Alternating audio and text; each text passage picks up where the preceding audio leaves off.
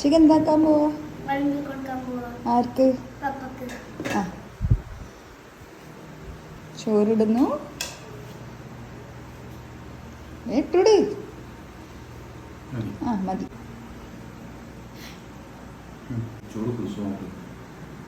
ഭയങ്കര സ്ലോ ആണ്, സ്പീഡില്ല. അതെന്താണ് നോക്കട്ടെ, കാണിക്ക്.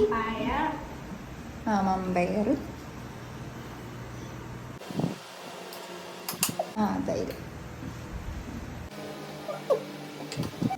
പാത്രത്തോടൊക്കെ കൊണ്ടുവന്ന് വെച്ചോ.